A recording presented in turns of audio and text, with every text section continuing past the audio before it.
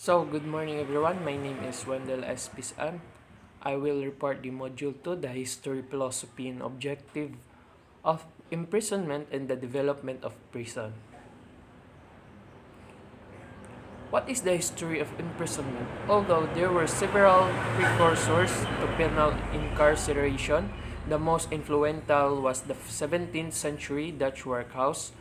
The first formal uses of penal incarceration is a prison as a distinct institution began with the American proto prison in late 18th century and evolved into the modern prison. What is the philosophy of imprisonment? The five sentencing philosophies. There are five basic sentencing philosophies that justify why we punish those who break our criminal laws: retribution, incapacitation, rehabilitation, deterrence, and restoration. These philosophies are, are not esoteric theories. The first recorded prison in the colonies was established in Amsterdam in the state of New York sometime in the middle of the 16th century. Though incarceration was also resorted to as a form of punishment, its more common use was for those undergoing trial and for those who refused to pay debts. Connecticut and many use underground facilities to incarcerate offenders for many years due to lack of funds for the establishment of a formal prison institution. Electric chair for prison of Sing Sing prison. A total of 614 men and women dead in the electric chair in Sing Sing, and since 1914, all executions in New York State were done there. The last execution at Sing Sing prison occurred on August 15, 1963. Death row in 1929 photo. So this is the example of the punishment of electric chair. Can you survive the electric chair? Willie Francis on January 12, 1929, May to May 9, 1947, was an African American teenager known for surviving a failed execution by electrocution in the United States. He was a juvenile offender sentenced to death at age 16 by the state of Louisiana in 1945 for the murder of Andrew Thomas, a Cajon pharmacy owner in state. How many people has Sing Sing executed? In total, 614 men and women, including 4 inmates under federal death sentences, were executed by electric chair at Sing Sing until the abolition of the death penalty in 1972. After the series of escape from death row, a new death house was built in 1920 and began execution in 1922. Sing Sing shower for the prisoners to bath. Became famous because of the Sing Sing bath. The shower bath was a gadget constructed as to drop a volume of water on the head of a naked offender. The force of the icy cold water hitting the head of the offender caused so much pain and extreme shock that prisoners immediately sank into coma due to the shock and hypothermia of sudden drop in the body temperature. Sing Sing was derived from the Indian words sinks, which translate to stone upon stone. So this is the example.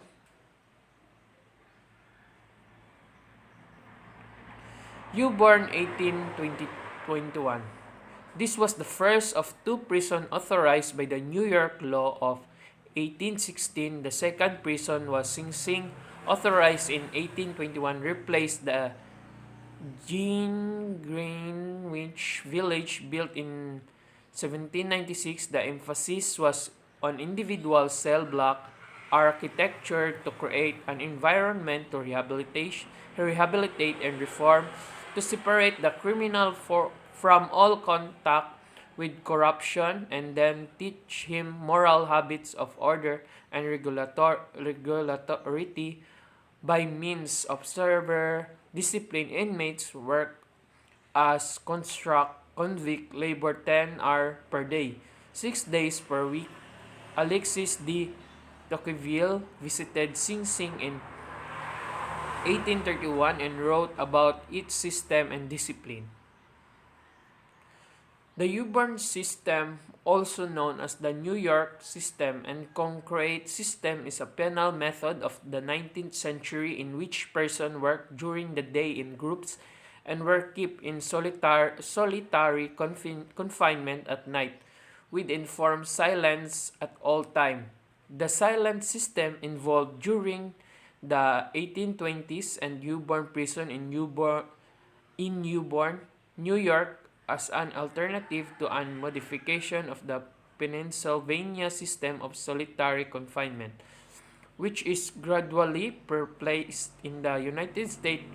We favored this system because it promised to rehabilitate criminals by teaching them prison discipline and respect for work, property, and other people.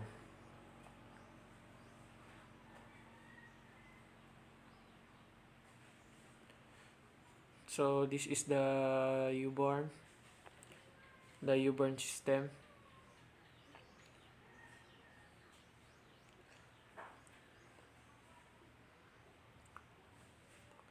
So prison cell in the Uborn system. Inmates frequently were driven mad by their isolation, and soon enough this system resulted in substantial number of suicides and insanity, and the practice was abandoned 5 years after it was introduced. Solitary confinement as a method, if punishment was abandoned in the United States because mad prisoners cannot be made productive and unprofitable to maintain. The Uborn prison system was modified to allow the prisoner to work during daytime in common areas but must still maintain absolute silence and then spend their night in solitary confinement. A facility was built inside the prison to serve as factory which will contract the slave labors of prisoners. The Uborn system was a prison model consisting of small individual cells, large work area for group labor, and enforced silence. The New York State Prison at Uborn opened in 1819. The Uborn prison administrators developed a system that was almost the opposite of the use of the Eastern Penitentiary. The Pennsylvania system, based on the concept of solitary confinement and rendering labor, each cell had a small exercise area to allow the prisoner to maintain physically condition and not physically debilitate. Not so much because it's human and civilized to do so, but because the prisoner is more valuable, it physically fit to continue producing more for a longer period of time.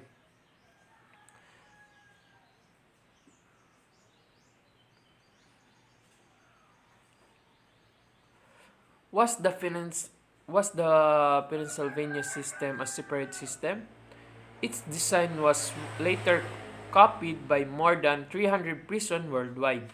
Its revolutionary system of incarceration, dubbed the Pennsylvania system or separate system, originated and encouraged separation of inmates from one another as a form of rehabilitation.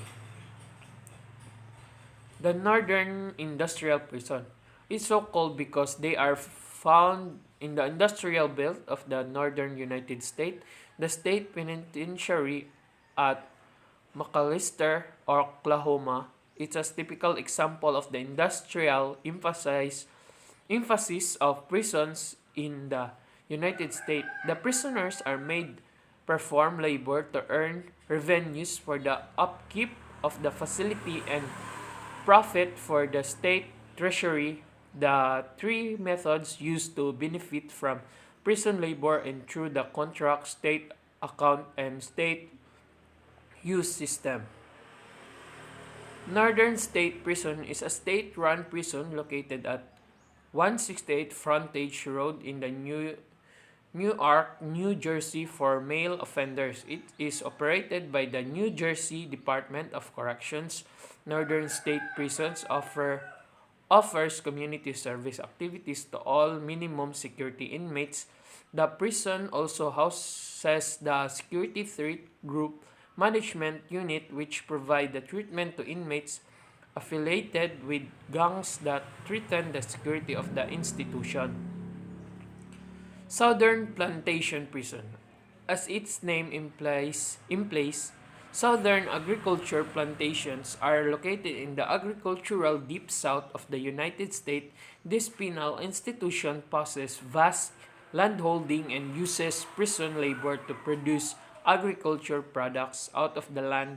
The harvest accrue to the benefit of the state government, where a part of the income is used to finance the operating costs of the facility. These plantations have minimal facilities and therefore expensive to operate. Chain gangs. To secure the prisoners against escape when they are on the work site far from the prisons, they were chained together, hence the term of chain gangs involved at, na- involved at night.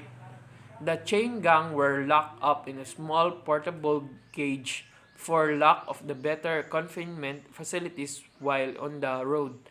The chain gang scheme was originally imposed on black prisoners.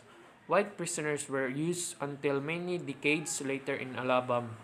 White White prisoners were deployed only in the 1940s. Many times chain gang deployment in decentralized to the local county race, engaging their services, and there is a little central control when thus it is done. Because of these conditions suffered by chain gangs varied greatly in each country. A chain gang or road gang is a group of prisoners chained together to perform menial or physical challenging work as a form of punishment. Such punishment might include repairing building roads, or clearing land. The system was notable use in the convict era of Australia and the southern United States. By 1955, it had largely been phased out in the US, with Georgia among the last states to abandon the practice. The custody printed prison. It's based towards prison security and the prevention of escape, and not this type of prison is a remnant of the prison of the past century, when prisoners are punished by confining them only to their cells and isolating them from the rest of society. In this type of setup, the only activity is custodial care, which the custodial or security force provide. This approach is used in super maximum prison facilities where the occupants are hardened criminals who are likely to escape when given a little freedom of movement. In this type of prison, many prisoners became bored, irritable, and excitable at the least provocation. The treatment-oriented prison became the vogue in 1960s, when this became the goal in most every penal institution, but treatment-wanted prison emerged only in the early part of this century, when the Harbor became law in the state of Wisconsin in 1913. This law legalized work release program in this state. 5 years later, another law was enacted in the state of Mississippi. This was the furlough program. It took another 37 years before North Carolina followed suit with its own work release law, but when the Prisoner Rehabilitation Act of 1965 became law in the United States, Many states began to implement this program as a part of the treatment-oriented system in the U.S. Pis-an system.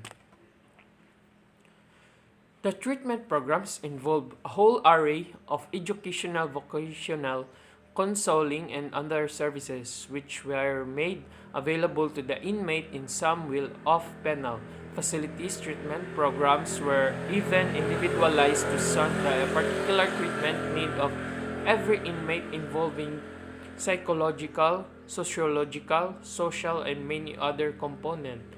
Work release and for love all allowed qualified and deserving prisoners to be released and be employed in the free community while returning only to the penal facility after work hours.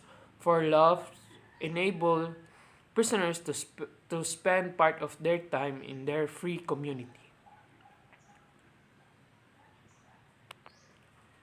Cesar Marquez of Vicaria Bunisana, it was during this period of electoral high tide that an Englishman by the name of Jeremy Bentham, February 26, 1748, June 6, 1832, and an Italian who swear by the name Cesar Bunisana, but those name was known far and wide in the field of criminology as a simply Vicaria because he happened to be the Marquez de Vicaria, born Izaccia Marco Lombroso, November 6, 1836, October 19, 1909, made great contributions to the advance of criminology.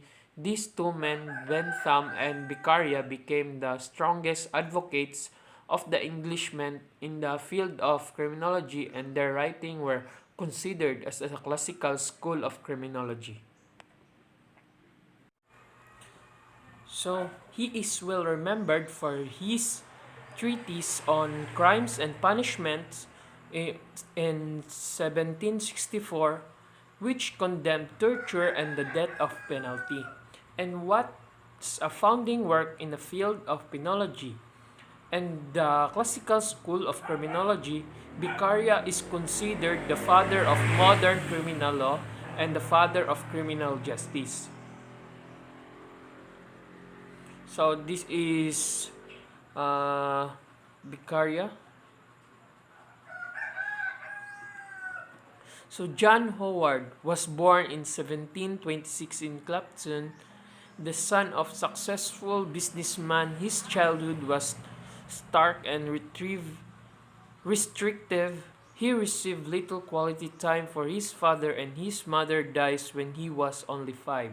Perhaps a result they shown no academic prowess, sport were on no interest to him, and he suffered severe bronchial attacks. In short, not much was expected of John Howard. At the age of 16, he was apprenticed to a greengrocer, but the death of his father shortly afterwards left John Howard the master of his own life. So, this is John Howard. Now, form reform punishment. Form punishment. One form of punishment inflicted on prisoners in the short strap, which simply involved carrying heavy loads from one place to another and then return to the same place over and over again every day. Another method device used to make the prison suffer is the treadmill, where the prisoner is continually made to constantly climb stairs. Prisoners are made to climb this treadmill continually during the thus with prisoners logging up to 11,000 feet of stairs per day, of the equivalent of 3 to 4 step mountains climbed per day.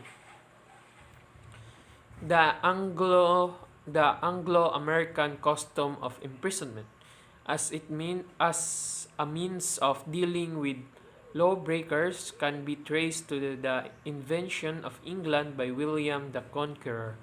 Undoubtedly, William found a number of manors minors that were used to continue undesirable, and he added to their number still execution, mutilation, exile, and branding were the most popular means of punishment at the time. Jails were for holding prisoners until they were punished when William the Conqueror became the ruler of England.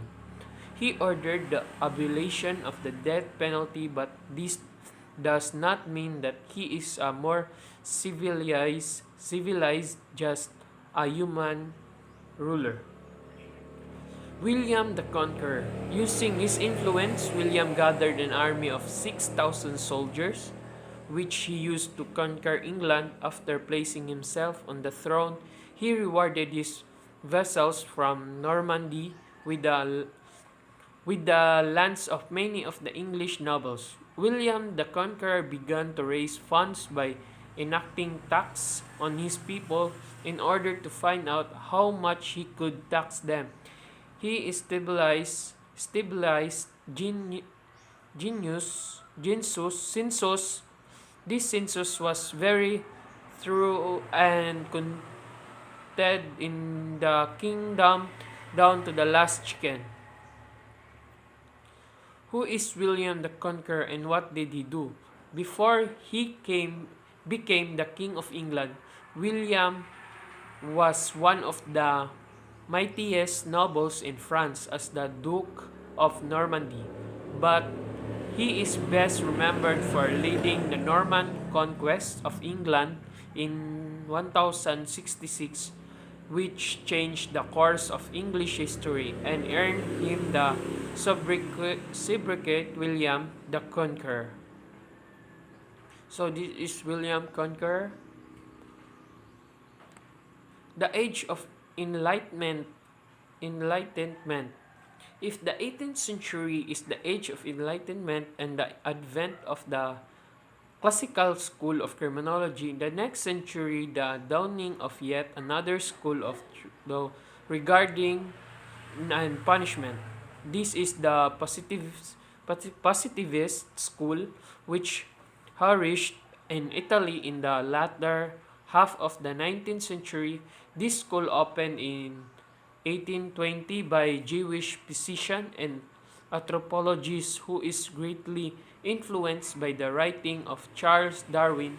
Cesar Lombroso, positive criminologist, objected strongly to the classic school view that punishment could be made to fit the crime by fixing sentences that are tied strictly to the nature of the criminal acts.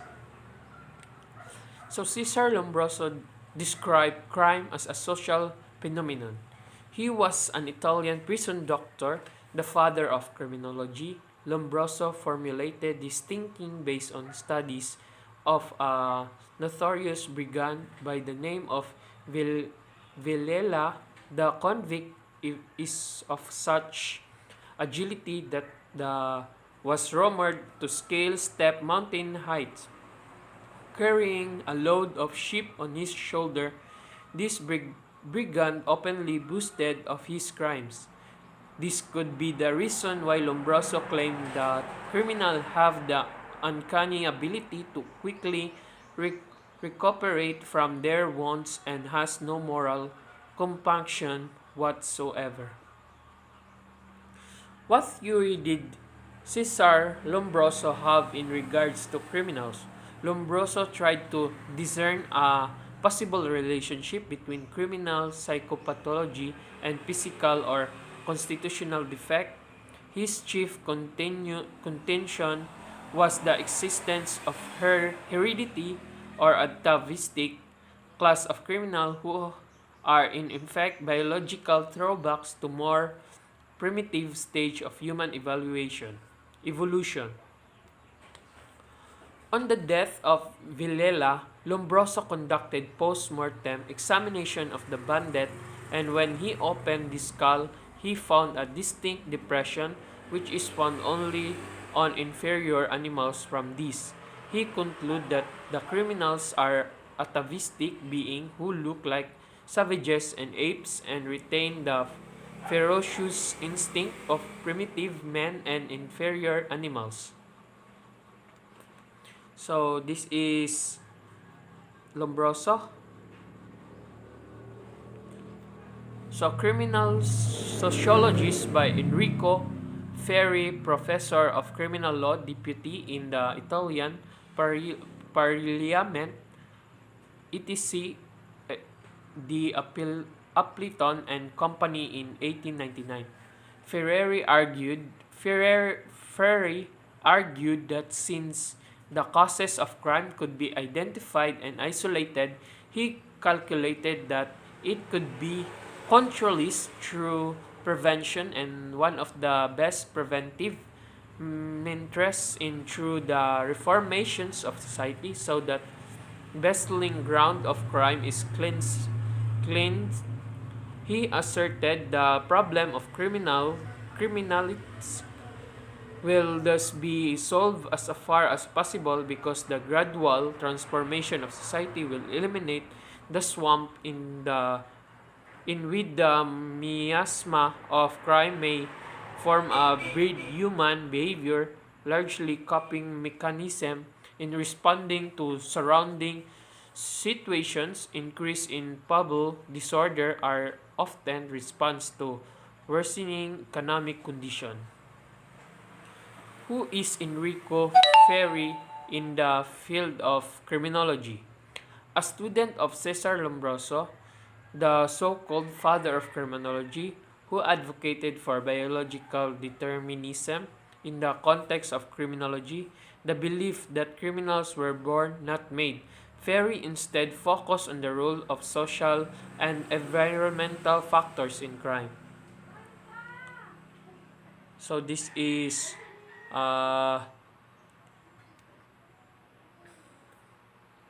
student of Lombroso. So Clifford Grove Shaw was an American sociologist and criminologist. He was a major figure in the Chicago School of Sociology during the 1930s and 1940s. It is considered to be one of the most influential figures in American criminology in 1921. Claude Shaw conducted research on 100,000 identified school truants, juvenile in conflict with the law on adult offenders from a Chicago school. His research tried to pinpoint the kind of communities these offenders grew up in. The published the result of his work in a volume entitled Bequency Ars 1929. What did Clifford Shaw establish? 1934, Clifford Shaw, a University of Chicago sociologist, established the Chicago Area Project, or CAP. CAP attempts to resolve local problems such as gang violence, substance abuse, unemployment, and delinquency. Some of the significant principles agreed upon adopted in this conference are summarized. 1. The aim of imprisonment is reformation, not the infliction of suffering. 2. Prison should emphasize reward more than punishment. 3. Prison administrative posts should no longer be filled with political appointees. 4. All sentences should be indeterminate, with release coming upon proof of reformation. 5. Religion education and vocational training should be given high priority in the activities of the prison. 6. About prisons and prisoners should be classified so that hardened offenders are never mixed with minor offenders. 7. It is the responsibility of the state to provide support service for released prisoners until they are reintegrated into society. 8. Prison sentences should be standardized so that prisoners everywhere receive comparable punishments for comparable claims. 9. The state is partially responsible for the incidence of crime and should take all possible action to ameliorate the conditions that are conducive to crime. One step in this direction would be to make education of all children obligatory. It should not be just education but must include subject focus in anti-crime values. 10. All the correctional institutions in each state should be united into one centrally controlled system. By the turn of the 30th century, however, probation and parole has already surpassed formal incarceration in penal facilities as methods for official punishment, and by the time that these practices were on the ascendancy, capital punishment in turn was also experiencing a decline in popularity. By the end of the 19th century, the total of all executions in the United States had decreased to approximately 122 cases per year. We can trace this trend back to 1846 when Michigan became the first government in the world to abolish the death penalty. Some criminologists conducting research and studies on the underlying causes of crime support the view that heredity is also a factor in the making of criminals, so that they are predestined and to become such even if they avoid it. Other believe that it is the social condition that under the principal factor which drives people to crime. Correction in 20th century. America began to become now scientific some 30 years earlier when the National Prison Association, now the American Correctional Association, held its first National Congress in Cincinnati, Ohio in 1870, lending practitioners in the field of corrections and prison reformers from across the land came to this Congress fully prepared to present their expert view on how to best approach and humanize the handling of people sentenced to suffer imprisonment. This mode of release also gave free the indeterminate sentence. Lower prisoner is sentenced when a minimum and maximum period of imprisonment. It is a carrot and stick policy where a prisoner would be released upon expiration of his minimum sentence if he conduct himself will have to finish his maximum sentence if the correctional authorities find his conduct behind bars to be uncompliant. Turn of the by the turn of the 20th century, however, probation and parole has already surpassed formal incarceration in penal facilities as methods for official punishment, and by the time that these practices were on the ascendancy, capital punishment in turn was also experiencing a decline in popularity. By the end of the 19th century, the total of all execution in the United States had decreased to approximately 122 cases per year. We can trace this trend back to 1846 when Michigan became the first government in the world to abolish the death penalty. 6. Offender treatment programs is a comprehensive program of counseling and treatment offered by the Department of Correction and Community Supervision for convicted sex offenders and other incarcerated individuals. The department identifies as likely to benefit from sex offender counseling.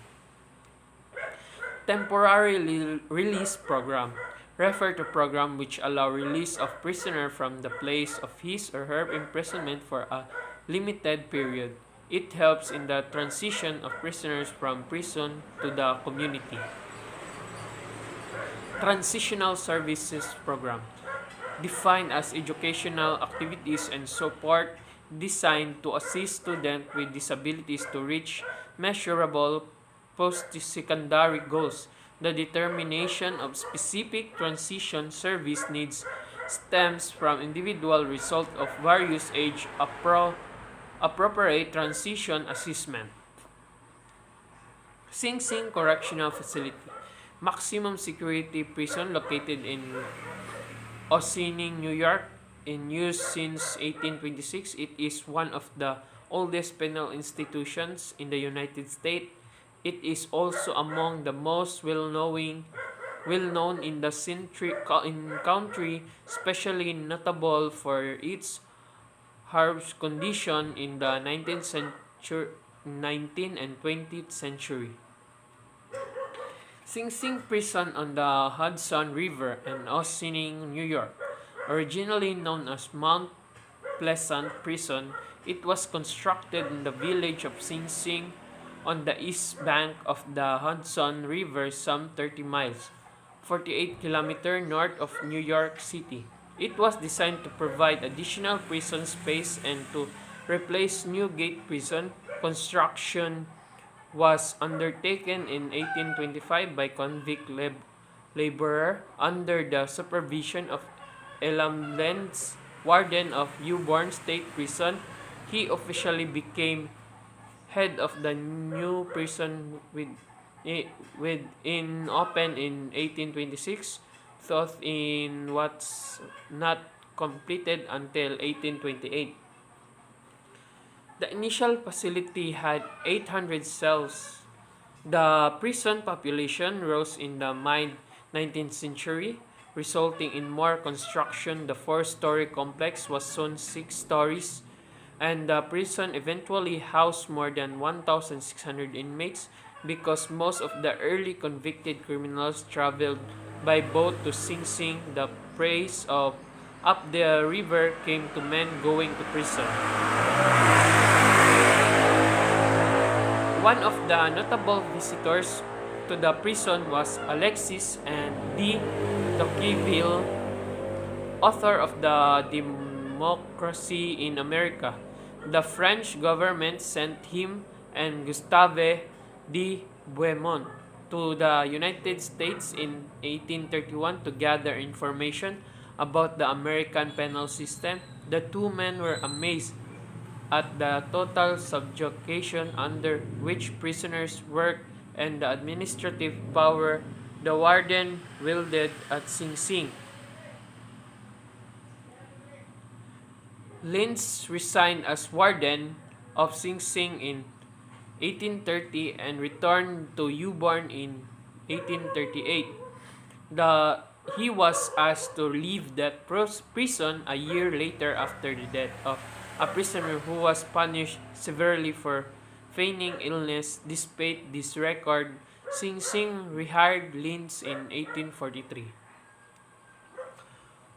Whippings and floggings were commonplace punishment. As Sing Sing frequently used was the cat-o'-nine-tails, a cruel whipping construction whose lashes were often tipped with metal or bars. Its use was finally abolished by the New York State Legislature in 1848. In addition, while Lynn was warden, inmates were expected to refrain from making noise, which include talking.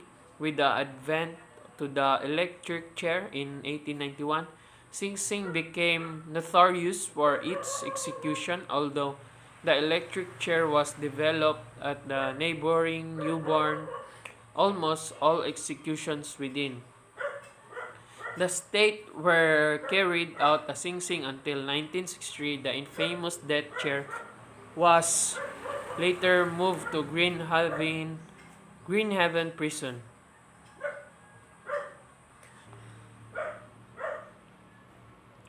Five of the most commonly seen types of criminal punishment. First is incapacitation. Incapacitation seeks to prevent future crime by physically moving criminals away from society. This punishment can be traced to ancient times. Tyrants made the and Honglu right in punishment. A comparative historical perspective, banishment was a common penalty. In antiquity later, it was common for colonizing European countries to ship convicts and undesirable overseas in modern times. House arrest, incarceration, and the death penalty are all forms of incapacitation. Findings by the Bureau of Justice Statistics number 135 have brought the effectiveness of this method into question. According to BIS data, about two-thirds, 68.8% of prisoners released back into society were arrested for a new crime within 3 years, and about three quarters, 76.6%, were arrested within 5 years. Despite these findings, incapacitation is a common form of punishment in the United States. So, to deterrence, the goal of deterrence is the pursued citizens and possible offenders to offenders to conform the rules of law. Machi and Lu explain that four types of deterrence are generally recognized. Specific deterrence analysis how effective punishment is on an individual future behavior. General deterrence seeks to understand how individual punishment can deter others from committing crimes. Marginal Marginal deterring seeks to reconcile how effective different types of punishment areas, either specific or general deterrence. So, for partial deterrence refers to situation in which the threat of penalty has some different value even when someone engage in illegal behavior. For example, a criminal simply robbing a victim instead of also causing physical harm. The effectiveness of deterrence as a criminal punishment is difficult to assess because people may follow the law for other reasons that may be challenging to track, such as religious retribution. As one of the oldest forms of punishment, retribution has roots in the Judeo-Christian tradition of justice. In her book Criminal Law, Lisa M. Storm explains the retribution prevents crime by giving victims of society a certain sense of satisfaction that a defendant has been punished appropriately, being forcing the belief that the criminal justice system is working effectively.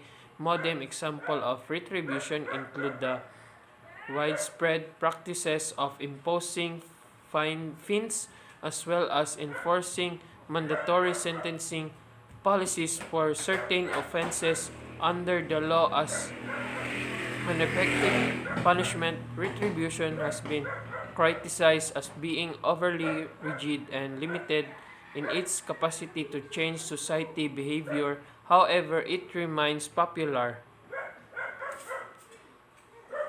So, rehabilitation, a common prison policy in America up until the 1970s. Rehabilitation focuses on helping criminals and prisoners overcome the barriers that lead them to committing criminal acts. This could include developing occupational skills as well as resolving psychological issues such as drug addiction and aggression. Explains the American Psychological Association, or APA, consider the opposite of retribution. The purpose of rehabilitation is to transition offenders back into society. The APA for that examining massive data individualized approaches to crime complemented with community-based approaches can prove effective in reducing offender recidivism. 5 is restoration, a radically different approach to criminal punishment. The goal of restoration is for the offender to make direct amends to both the victim and the community in which the crime was committed. Although relatively new practice in modern times, the concept of restorative justice can be found in the early legal system of Western Europe, ancient Hebreo justice, and pre-colonial African societies. During the process of restoration, victims initiate a process in which both they and the offender meet to share feelings and concerns. The dialogue offers victims the opportunity to be heard and the offender to make amends and receive forgiveness. Restorative justice is often used in crimes involving youth offenders. U-Barn originally used congregate cells, but in 1821, Warden William Pis-an borrowed the concept of solitary cells from so-called Pennsylvania system. Pis-an designed a unique 5-tiered cell block of 2 rows of single cells placed back to back in the center of the building. Cells measured only 3.5 feet or 1.06 meter, wide of 7.5 or 2.3 meters long, and 7 feet. 2.1 meters high doors face other outer walls lined with grated window that provide indirect light and air. This pattern of small inside cell blocks was later adopted by the most state prison in the United States, whereas the Pennsylvania system inmates did handicraft work in their cells. U-Barn prisoners labored in congregate workshops, offsetting imprisonment caused by fulfilling private industry contracts. A hidden passageway with small openings surrounded the work area, allowing inspectors and visitors to surreptitiously monitor the inmates. U-Barn briefly 1821 to 25 implemented a 3-level classification of system. Under it, minor offenders labored in workshops during the day and retired to separate cells at night.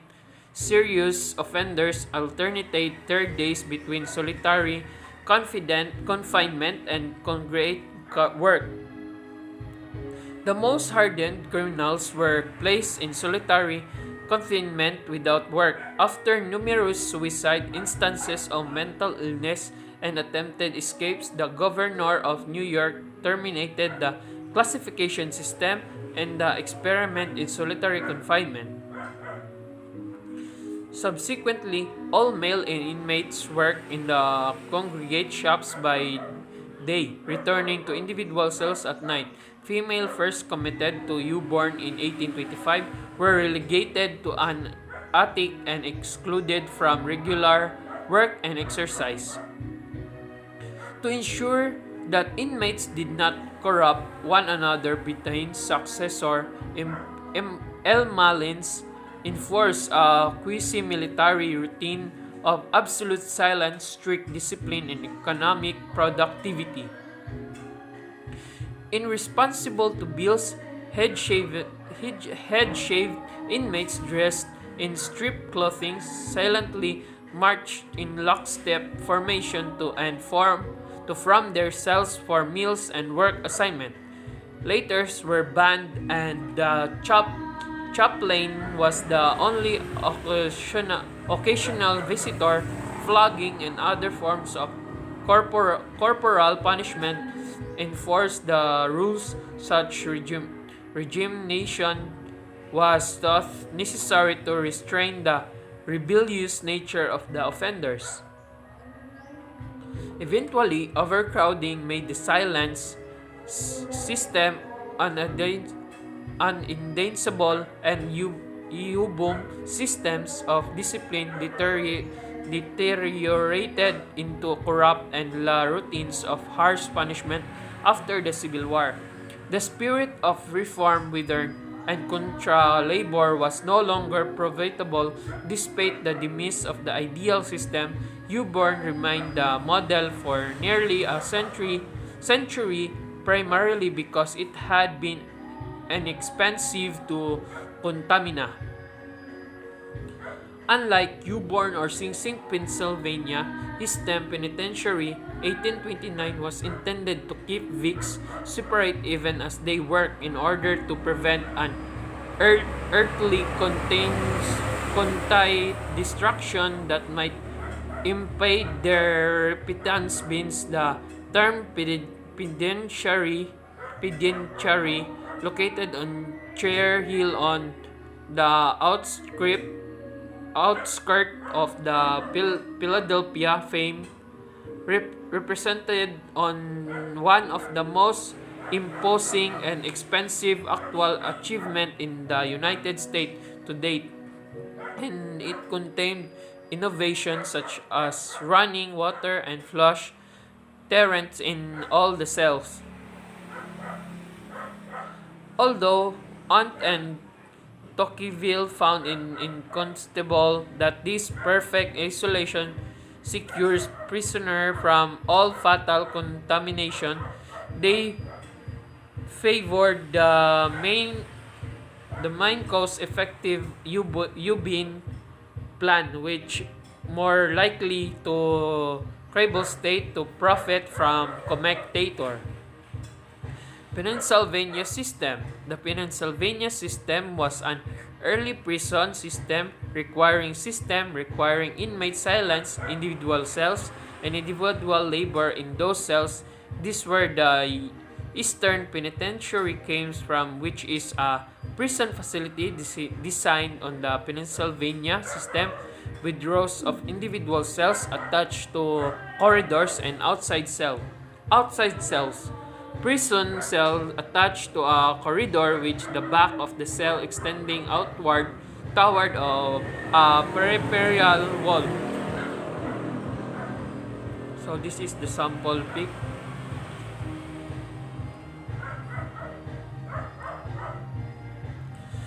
Family development programs. The family development programs advocates for understanding that all children are born learning. We are committed to building child-centered educational system. The family development program promotes the importance of building a strong foundation for early learning that begins by honoring each family, home cultural, and first language. We recognize the strength every child and their family bring to educational success. Anger management programs.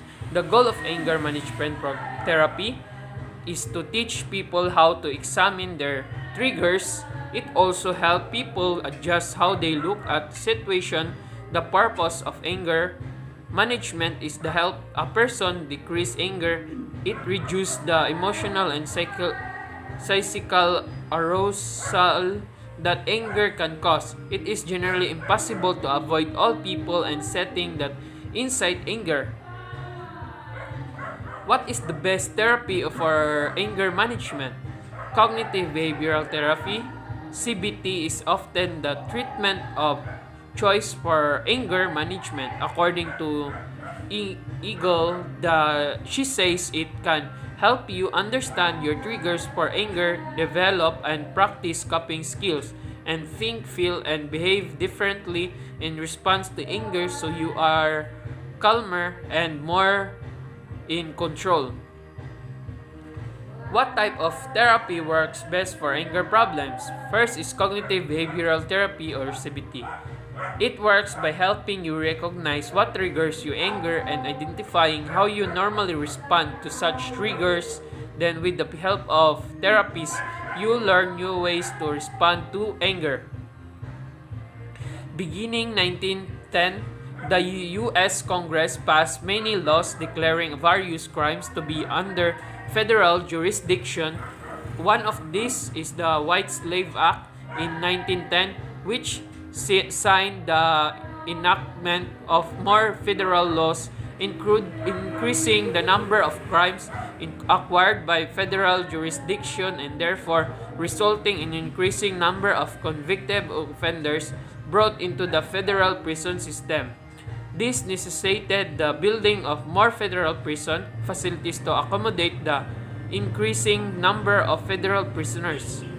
From the first construction of numerous federal prison facilities in 1926, it was only in 1940 that the capacity of federal prison matched up with the number of federal prisoners.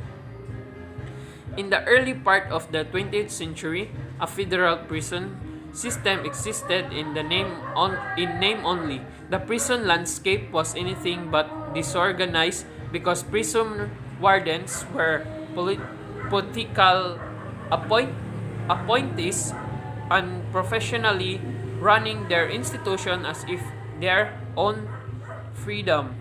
Policies and procedures lacking uniformity and consistency since only the wardens developed their own separate rules for their own institutional only. It was only in 1930 the centralization of federal prison began to take a serious toll with the Copper Committee of the U.S. House of Representatives returned its report about the federal prison. This resulted to allow creating the United States Bureau of Prisons under the wings of the Department of Justice. This bureau held office in Washington, D.C. to administer to all penal facilities and office of the federal prison system. So that's all my report in Module 2. Thank you for listening.